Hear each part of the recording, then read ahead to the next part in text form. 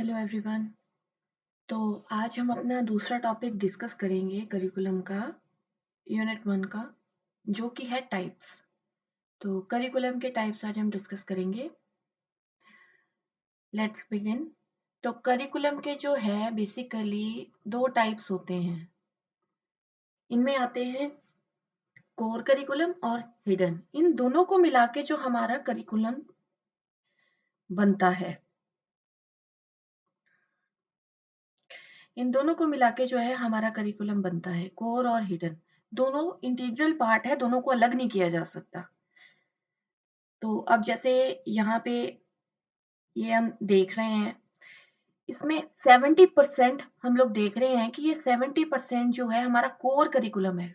Core curriculum in the sense जो हम classroom में डिस्कस करते हैं, क्लासरूम में पढ़ते हैं, हमारा कंसेप्चुअल पार्ट जो हो गया वो हमारा कोर हो गया। मतलब सबने वो पढ़ना ही पढ़ना है। जैसे डिफरेंट टाइप ऑफ सब्जेक्ट्स हम लोग पढ़ते हैं, मैथ्स, इंग्लिश, साइंस, हिंदी, इस तरह के जो सब्जेक्ट्स जो हो गए हैं वो सबने पढ़ने ही पढ़ने हैं। वो हो गया कोर। मतलब वो बेसिक नॉलेज जो है हर एक स्टूडेंट को होनी ही चाहिए, उसको कोर में काउंट करते हैं। वो 70% होता है हमारा करिकुलम का पार्ट। और बाकी जो बचा 30% वो हिडन होता है। हिडन इन द सेंस वो अनप्लैन्ड होता है, उसकी हम कोई प्लानिंग नहीं करते, पर वो वाला जो करिकुलम का पार्ट अपने आप कवर हो जाता है। कैसे कवर होता है? जब हम लोग कोर करिकुलम जो है, कोर वाला पार्ट जो कवर करते हैं, उसी में हमारा हिडन पार्ट भी कवर होता है। पर हिडन पार्ट ऐसी चीज है, हमें पता नहीं चलता इसका कि हम लोग ये पार्ट कवर कर रहे हैं। तो ये 30% पार्ट इसका माना जाता है। तो अब पहले हम कोर के बारे में डिस्कस करेंगे। कोर करिकुलम, कोर करिकुलम का कंसेप्ट क्या है? अब कोर करिकुलम जो है, कोर कोर मतलब सेंट्रल। वही अभी मैंने जैसे बताया कि जो ऐसे सब्जेक्ट्स, ऐसे स्किल्स जो सारे स्टूडेंट्स को करने जरूरी हैं, सारे स्टूडेंट्स को आने चाहिए, है ना। They are expected to learn. हर सब्जेक्ट की नॉलेज उनको होनी चाहिए। जैसे बेसिक कंसेप्ट उनको पता होने चाहिए, है ना। वो सारे स्टूडेंट्स पढ़ते हैं। वहां पे हम ये नहीं देखते कि कोई स्लो लर्नर है या कोई स्पेशल चाइल्ड, उनको पता होना चाहिए कि ये वाले जो कंसेप्ट कुछ होते हैं। उसके बाद कोर करिकुलम क्या है? एक state standard and served as the foundation for the collaboration between home and school. कहने का मतलब ये यही बात हो गई कि फाउंडेशन एक क्रिएट करता है। बेसिकली क्या है, आपने बाद में जाके क्या है, घर से आप निकलते हो, पहले आप, हम लोग जो घर में सीखते हैं, है ना, उसके बाद घर में सीखने के बाद आप स्कूल में जाते हो, फिर वहां पे स्कूल स्कूल में सीखते हो। तो कोर करिकुलम उन दोनों की कोलैबोरेशन है बेसिकली। होम उसकी फाउंडेशन है, उसके बाद स्कूल किसकी फाउंडेशन है? स्कूल सोसाइटी की फाउंडेशन रखता है ना। तो यहाँ पे there exist a set of common learning. वही चीज जो सारे जो स्टूडेंट्स हैं सबने सीखनी है, कॉमन लर्निंग, सेम कंसेप्ट। तो इसमें क्या इंक्लूड होता है? एसेंशियल नॉलेज, स्किल्स, वैल्यूज, जो सब बच्चों ने सीखनी होती है ना। It reflects the vision of nation. जैसे वही बात हो गई भी, पहले बच्चे ने घर में कुछ सीखा, फिर उसके बाद घर फाउंडेशन बनती है स्कूल की, स्कूल में सीखा, स्कूल फाउंडेशन बनती है आपकी सोसाइटी की, सोसाइटी में सीखा, है ना। सोसाइटी, उस वो फाउंडेशन किस चीज की बनेगी फिर बाद में? नेशन की। आप सिटीजन कैसे बनते हो? ठीक है। तो एक ये इसका स्कोप क्या है, ब्रॉडर जो स्कोप है ना। It studies the human existence. किस कंटेक्स्ट में? हमारा पास्ट हम लोग पढ़ते हैं ना क्लास में, हमारा पास्ट हिस्ट्री में पढ़ते हैं, फिर प्रेजेंट पढ़ते हैं हिस्ट्री में, सारे सब्जेक्ट्स इससे रिलेटेड है। फिर फ्यूचर, आगे हमारे मतलब जो लाइफ में क्या क्या आना है ना। तो ये जो चीजें हैं हम अपने सब्जेक्ट्स में कवर करते हैं। पास्ट में हिस्ट्री में पढ़ते हैं, है ना, हम हिस्ट्री में पढ़ते हैं, फिर प्रेजेंट हम पढ़ते हैं, वो भी हम लोग सोशल में भी पढ़ते हैं, साइंस में भी पढ़ते हैं, दूसरे सब्जेक्ट्स में भी पढ़ते हैं। फ्यूचर, हमें साइंस प्रिडिक्शंस हम करते हैं, फ्यूचर में हमारा फ्यूचर कैसा होगा। तो ये सारे जो कोर कंसेप्ट्स हैं जो हम क्लासरूम में पढ़ते हैं। तो इसमें जैसे कौन कौन से हम लोग सब्जेक्ट्स कवर करते हैं? लैंग्वेज हो गया, आर्ट्स हो गया, मैथमेटिक्स हो गया, health science, fine arts, social studies, economics, business education, vocational education आजकल जो बच्चे पढ़ते हैं, और हिस्ट्री। ये कोर हो गए जो सारे जो स्टूडेंट्स को पढ़ने ही पढ़ने होते हैं। ये कंसेप्ट्स उनको क्लियर होने चाहिए, तब उनकी बेसिक नॉलेज कंप्लीट मानी जाती है। ठीक है। और ये जो कोर करिकुलम के जो कंसेप्ट है कब तक पढ़ाए जाते हैं? हाई स्कूल की एजुकेशन तक बच्चे पढ़ते हैं, क्योंकि उसके बाद डाइवर्सिफिकेशन आ जाती है, क्योंकि वहां पे बच्चों को चॉइसेस मिल जाती है, सेपरेट सब्जेक्ट्स उनको इंट्रोड्यूस हो जाते हैं। क्योंकि यहाँ पे जब कोर करिकुलम में जब हाई स्कूल तक जब बच्चे पढ़ते हैं तो उनको वो सब्जेक्ट्स कहते हैं। जब हाई स्कूल के बाद बड़े लेवल पे सीनियर सेकेंडरी लेवल पे जब जाते हैं, उसके बाद बीए एमए लेवल पे जब जाते हैं, तो वो सब्जेक्ट डिसिप्लिन में बदल जाते हैं, उनको डिसिप्लिन कहा जाता है। डिसिप्लिन क्योंकि वो सेपरेट हो जाते हैं, इसलिए उनको डिसिप्लिन कहा जाता है। वो हम आगे डिस्कस करेंगे डिसिप्लिन के बारे में। कोर करिकुलम की एक डेफिनेशन भी देख लेते हैं हम लोग। तो कोर करिकुलम क्या है? It may be regarded as those learning experiences which are fundamental for all learners. मतलब सारे बच्चों को सीखना है, because they are drawn from their common individual and social needs. कहने का मतलब वो ऐसी नीड्स, वो ऐसे इश्यूज, वो ऐसी प्रॉब्लम्स है ना जो सारे इंडिविजुअल की है, सब मतलब वो चीज फेस करते हैं, उस तरह की उनको वो नॉलेज प्रोवाइड करवाई जाती है ताकि वो एक कॉम्पिटेंट सिटीजन बन सके हमारे कम्युनिटी, हमारे सोसाइटी के, हमारे नेशन के। ठीक है, फिर उसके बाद स्पीयर्स की है डेफिनेशन। तो वो क्या कहते हैं? द कोर करिकुलम क्या है? It is a provision for children of a common body of growth experience, taking for granted that certain specific types of learning experiences are fundamental for all students. तो मतलब एक common body of जो knowledge है वो चीज provide करनी है। For example में एबीसीडी छोटे बच्चों को हम सिखाते हैं, तो एबीसीडी सारे बच्चों को सीखना जरूरी है, वो इनकी बेस बनता है। बिकॉज हम लोग वहां ये नहीं देखते कि उनको आ रहा है कि नहीं। हम लोग ये कह सकते हैं कि वहां पे हम दूसरा वे आउट निकाल सकते हैं, पर सीखना सबको है, तो एक वो फंडामेंटल नॉलेज हो गई। आगे हम कैरेक्टरिस्टिक्स देखते हैं। इसकी कैरेक्टरिस्टिक्स क्या है?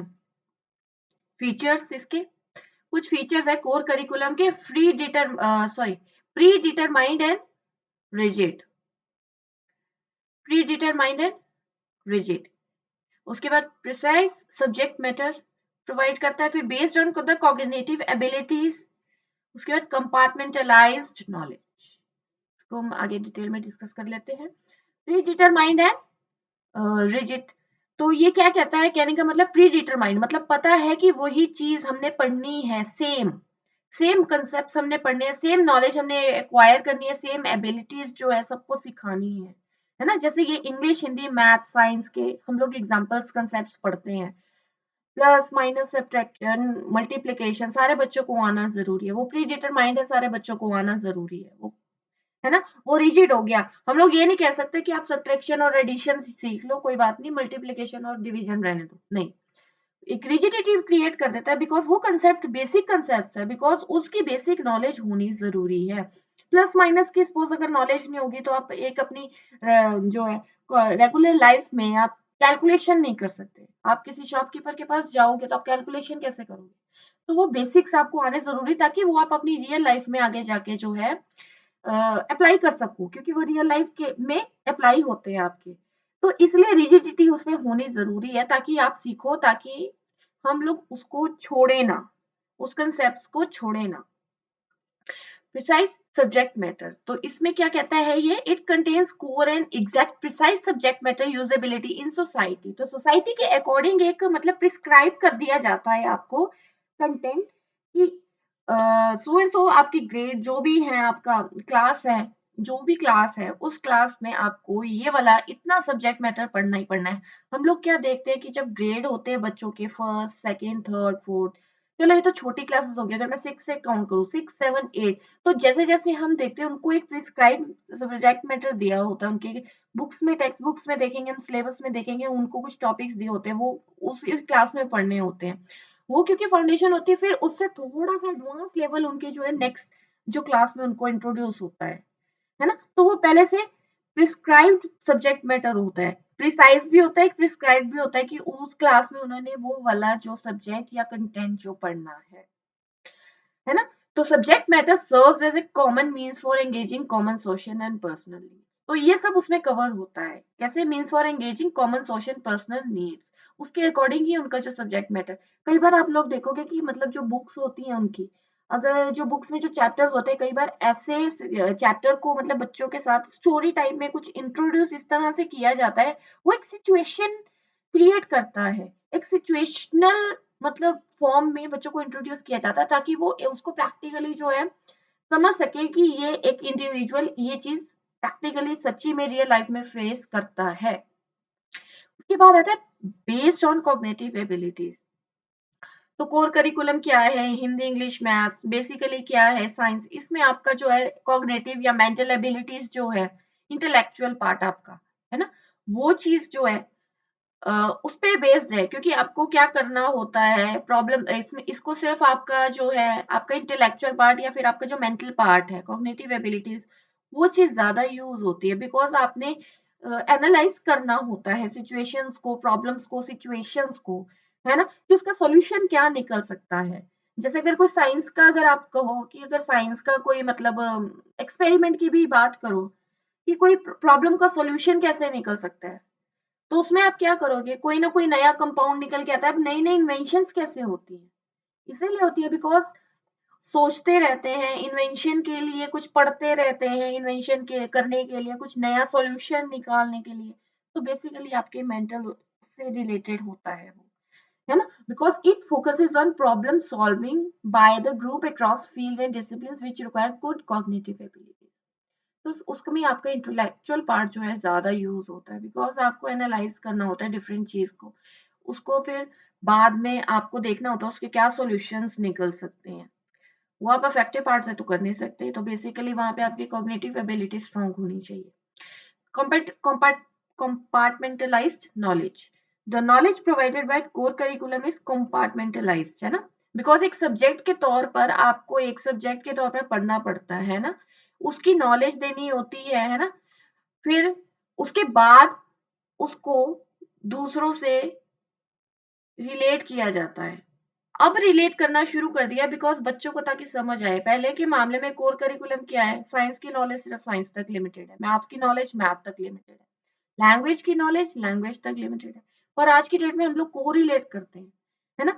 जो पहले के ट्रेडिशनल मेथड्स है वो कंपार्टमेंटलाइज थे, बिकॉज वो कहते थे कि जो साइंस का अगर है, सपोज अगर कोई साइंस का कंसेप्ट है, वो साइंस की टीचर ही समझा सकती है, वो दूसरा कोई टीचर नहीं समझा सकता। पर आज की डेट में क्या है, हम लोग अगर कोई और सब्जेक्ट के टीचर भी हो, पर हम साइंस का एग्जाम्पल भी ले सकते हैं, ले सकते हैं, क्या लेते हैं, साइंस का एग्जाम्पल अगर हमने ले लिया, ऐसा ऐसा ऐसा होता है ना, हम एक तरह से कोरिलेट कर रहे हैं उसको। कंपार्टमेंटलाइज करना मतलब बिल्कुल उसको सेग्रीगेट कर देना दूसरे सब्जेक्ट से, कि उसका कोई आपस में रिलेशन नहीं है।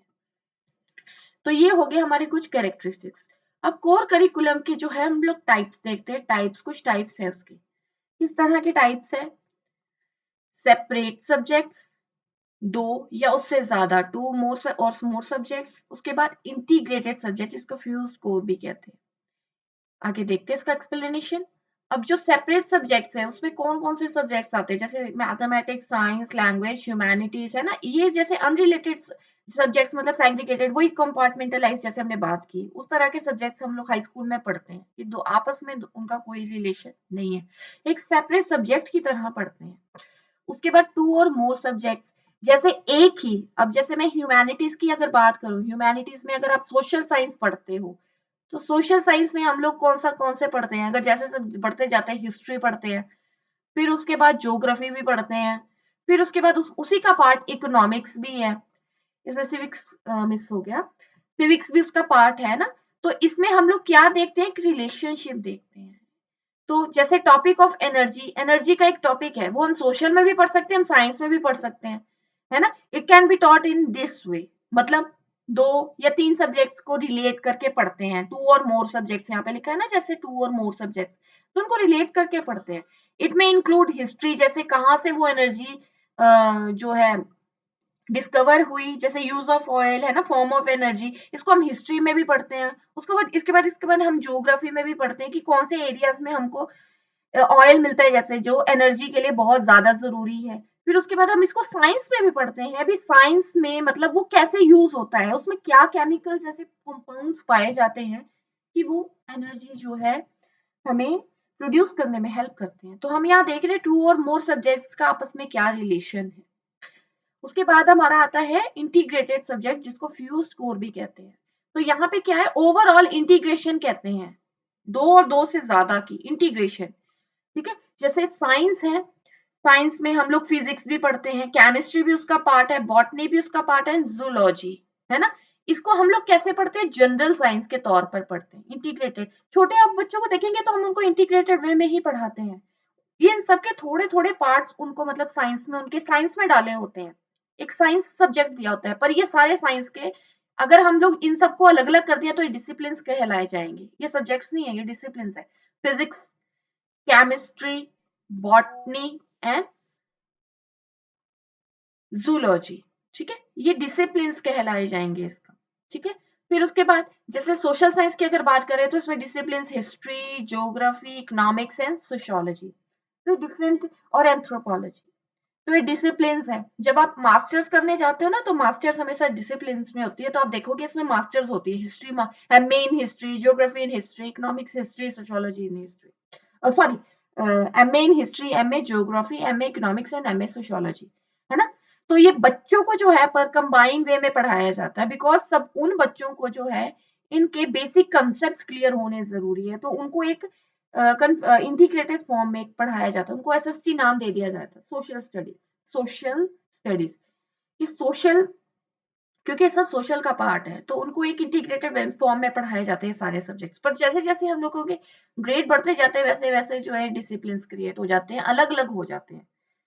फिर एनवायरमेंट एजुकेशन जैसे बच्चों को पढ़ाया जाता है ना, कोर का पार्ट है ये, बिकॉज यहाँ पे जो है एक ईवीएस अगर बच्चों को जैसे पढ़ा दिया जाता है, बाद में जाके तो एक डिफरेंट डिसिप्लिन क्रिएट हो जाता है, पर छोटे बच्चों को हम ईवीएस फॉर्म में पढ़ाते हैं, है ना। ईवीएस में क्या होता है, थोड़ा बहुत साइंस भी होता है, थोड़ा बहुत एनवायरमेंट भी होता है, पर हम उनको ईवीएस फॉर्म में पढ़ाते हैं ताकि ईवीएस बाहर बाहर जाके वो लोग उसको प्रैक्टिकली देख सके, प्रैक्टिकली उनको एक्सपीरियंस कर सके। नेक्स्ट हमारे आते हैं कोर करिकुलम के हम कुछ मैरिट्स हैं यहाँ पे, जो उसके एडवांटेजेस क्या क्या हैं। Advantages, emphasize on common learning, फिर knowledge of variety of subjects, provides basic and fundamental skills and knowledge, maintains children's interest, intellectual development, a straight approach, provides a strong foundation, ठीक है। तो कोर करिकुलम क्या है, it it mainly emphasize on common learning, because common learning मैंने पहले भी बताया आपको, जैसे कॉमन लर्निंग बच्चों ने वो पढ़ने ही पढ़ने, सारे बेसिक कंसेप्ट है ना, तो सबको वो उस चीज का नॉलेज होनी चाहिए। कॉमन एसेंशियल लर्निंग, उसको एसेंशियल लर्निंग कहेंगे, जैसे मैंने एबीसीडी का आपको एग्जांपल दिया, सारे बच्चों को वो एसेंशियल है, बिकॉज आगे जाके उसी को कम वो करके जो है आपस में जोड़ के आगे वर्ड्स, जैसे अल्फाबेट्स, फिर वर्ड्स, फिर वर्ड्स वर्ड्स के साथ फिर बाद में वो जो है सेंटेंस बनाते हैं, फिर सेंटेंस के बाद वो पैराग्राफ बनाते हैं, उसके लिए बेसिक लर्निंग क्या जरूरी है उनको, अल्फाबेट लर्निंग, अल्फाबेटिकल लर्निंग उनकी जरूरी है। ऐसे ही बाकी जो कंसेप्ट है उनकी भी एबीसीडी बच्चों को कैसे आनी चाहिए, उनको एसेंशियल जो लर्निंग उसके कंसेप्ट प्रोवाइड कराने जरूरी हैं, उनको लर्न करने जरूरी है, ताकि आगे जाके उनकी लर्निंग जो है इजी हो सके, उनको बेसिक कंसेप्ट क्लियर हो सके। तो ये जो है एसेंशियल है टू, है ना, एक सोसाइटी के लिए, बिकॉज बेसिकली हम लोग क्या देख रहे हैं वो सब सोसाइटी का ही पार्ट है। वो मैथमेटिक्स भी हम लोग सोसाइटी में जाके हम लोग कैलकुलेशंस करते हैं, साइंस भी एक सोसाइटी में जाके साइंस में इन्वेंशंस होती है, तो सोसाइटी का कहते हैं ना प्रोग्रेस होती है। लैंग्वेज हम सोसाइटी में यूज करते हैं एक दूसरे से कम्युनिकेट करने के लिए, तो सब कुछ सोसाइटी से रिलेटेड है। नेक्स्ट हमारा आता है knowledge of variety of subjects. Variety of subjects तो है ही, क्योंकि बच्चे बच्चे कितने तरह के सब्जेक्ट्स पढ़ते हैं, है ना। उससे क्या है, उनको एक ऑलराउंडर, एक सब्जेक्ट जो बच्चा एक ऑलराउंडर बनता है, बिकॉज उसको एक वैरायटी ऑफ नॉलेज प्रोवाइड की जाती है। कोर करिकुलम जो है डिफरेंट टाइप्स ऑफ सब्जेक्ट्स पढ़ता है, साइंस की भी नॉलेज, इंग्लिश की भी नॉलेज, हिंदी की भी नॉलेज, उसके पास सोशल की भी नॉलेज, और भी कितने सब्जेक्ट्स है जिनकी नॉलेज होती है। जैसे जैसे उसके ग्रेड्स बढ़ते हैं वैसे वैसे उसके सब्जेक्ट्स बढ़ते हैं, वैसे वैसे उसकी नॉलेज जो एनहेंस होती जाती है, वाइडर होती जाती है। नेक्स्ट हमारा आता है provide basic and fundamental skills and knowledge. तो कोर करिकुलम कहीं आपको लगेंगे कि ओवरलैपिंग से है, तो ये जनरली क्या है, comprise of courses providing fundamental linguistic skill, language के जो स्किल्स होते हैं, बेसिक मैथमेटिकल नॉलेज, है ना, बेसिक साइंटिफिक अवेयरनेस और बेसिक सोशल अवेयरनेस। वही सब्जेक्ट्स आ गए, देखिए आप, लैंग्वेज आ गया, लिंग्विस्टिक स्किल्स, मैथ्स आ गया, मैथमेटिकल बेसिक नॉलेज, है ना, कैलकुलेशन इसमें करते हैं, फिर साइंटिफिक अवेयरनेस आपको आ गई, फिर सोशल अवेयरनेस सोशल से रिलेटेड आ गई। तो ये नेसेसरी है for every child to become a good citizen. फिर उसके बाद मेंटेन्स द चिल्ड्रन इंटरेस्ट। तो ये किस चीज में हेल्प करता है? बच्चों की जो इंटरेस्ट को कायम रखने में, है ना। It helps to allow them to do what is important to them. पहली बात की, अगर जब आपको पता चलेगा, जब आपको बेसिक कंसेप्ट नॉलेज होगी इस चीज की, तो आपको पता चलेगा क्या चीज इंपॉर्टेंट है, क्या चीज बहुत असेंशियल है हमारी लाइफ के लिए या सोसाइटी के लिए, है ना। तो ये हमें क्या हेल्प करता है? प्रोवाइड करता है अपॉर्चुनिटीज टू डेवलप स्किल्स, है ना। अब जैसे अगर मुझे लगता है कि मुझे साइंस में इंटरेस्ट है, मुझे पता चला कि अच्छा साइंस से ये साइंस इस चीज के लिए बेनिफिशियल है, मैं साइंस में और जाना चाहती हूँ, मैं साइंस में और जानना चाहती हूँ, ताकि मैं डेवलप कर सकूं, और स्किल्स में एनहेंस करना चाहती हूँ, ताकि मैं सोसाइटी के लिए कुछ वेलफेयर के लिए कुछ कर सकूं।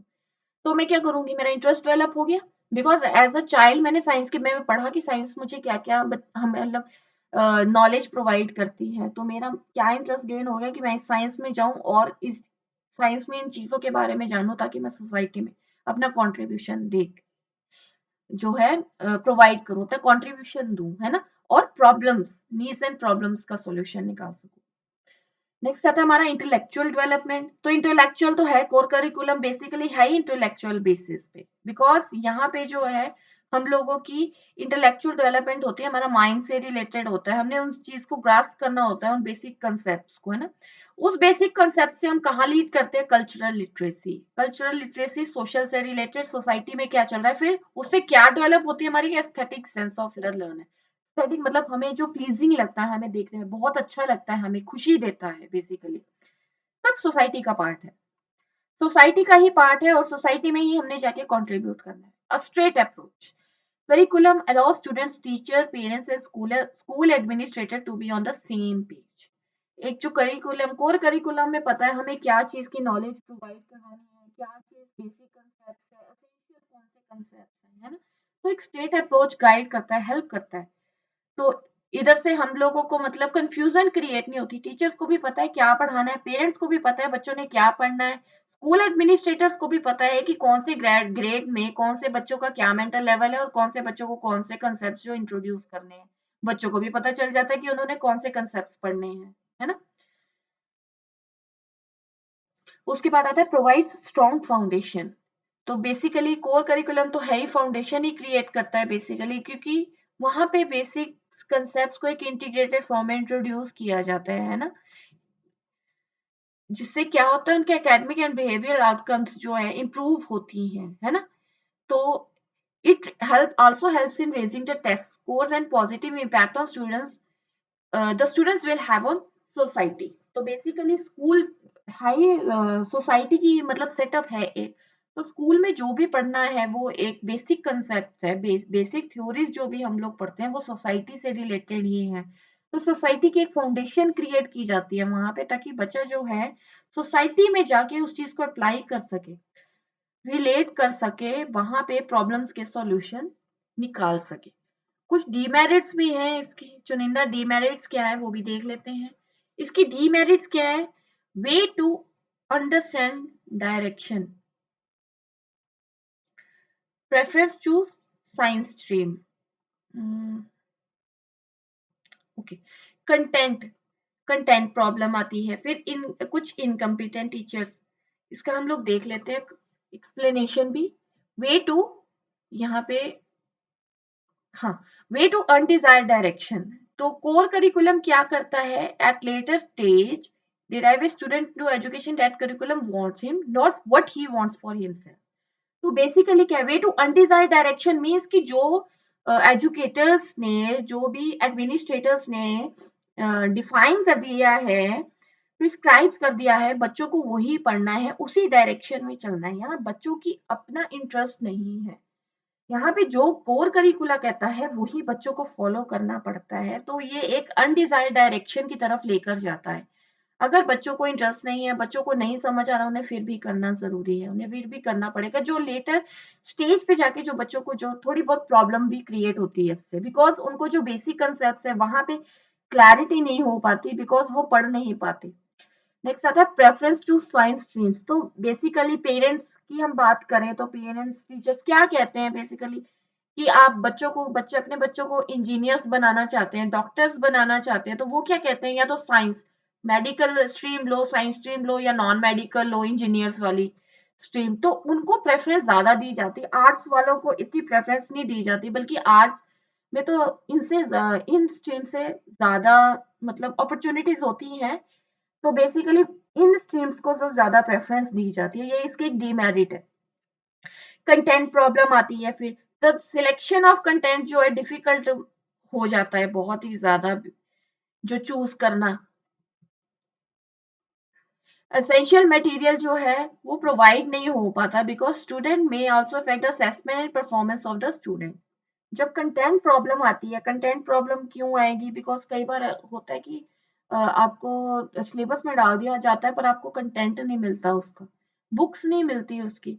तो वो कंटेंट एक डिसाइड करना भी एक अपने आप में प्रॉब्लम है। फॉर एग्जाम्पल अगर मैं साइंस का एग्जाम्पल लूँ, साइंस में हर दिन कुछ ना कुछ नया आता जाता है, नया इंट्रोड्यूस होता है, नए चेंजेस आते जाते हैं। तो अब कंटेंट प्रॉब्लम तो होगी, बिकॉज उसमें जो है वो नए जो भी इन्वेंशंस होगी, वो जो नया कंटेंट उसमें बार बार ऐड करना पड़ता है कोर करिकुलम में, तो वहां पे वो कंटेंट प्रॉब्लम हो जाती है। तो वो आगे किस चीज को जो है प्रॉब्लम क्रिएट करता है, असेसमेंट प्रॉब्लम भी क्रिएट करता है, फिर परफॉर्मेंस प्रॉब्लम, क्योंकि बार बार आप कंटेंट को एक जो है नया कंटेंट डालना उसमें बहुत ज्यादा मुश्किल है, इतना इजी नहीं है बार बार कंटेंट को चेंज करना। फिर इनकम्पिटेंट टीचर्स, तो कोर करिकुलम में क्या डिमेरिट मानी जाती है, जो मोस्टली जो टीचर्स होते हैं वो इनकम्पिटेंट है टू टीच इस करिकुलम को, बिकॉज वो अपने उस तरीके से पढ़ाते हैं, कुछ ज्यादा इनोवेटिव नहीं करते, है ना। तो एक्सपर्ट्स की कमी मानी जाती है ना यहाँ पे। तो who can provide the guidance to the teachers to more be competent, teachers अपने हिसाब से पढ़ाते हैं, अगर टीचर को जितना आता है उन्होंने उतना पढ़ा दिया, है ना। तो उसके बाद क्या होता है, जो टीचर्स को आगे कैसे कराना है, क्या कराना है, कितना कराना है, क्यों कराना है, इस चीज के लिए गाइड प्रोवाइड करने के लिए भी जो एजुकेटर्स की कमी है, तो वहां पे क्या होता है, फिर जो इनकम्पिटेंट टीचर्स जो है इंट्रोड्यूस हो जाते हैं, तो ये भी इसकी एक डीमेरिट है। तो आज हमने डिस्कस किया कोर करिकुलम। आई होप आपको कोर करिकुलम थोड़ा क्लियर हो गया होगा आपको। अगर मेरी वीडियो अच्छी लगी तो प्लीज लाइक कीजिए, कमेंट कीजिए, शेयर कीजिए, सब्सक्राइब भी कीजिए मेरे यूट्यूब चैनल को। Thank you so much. See you in the next video.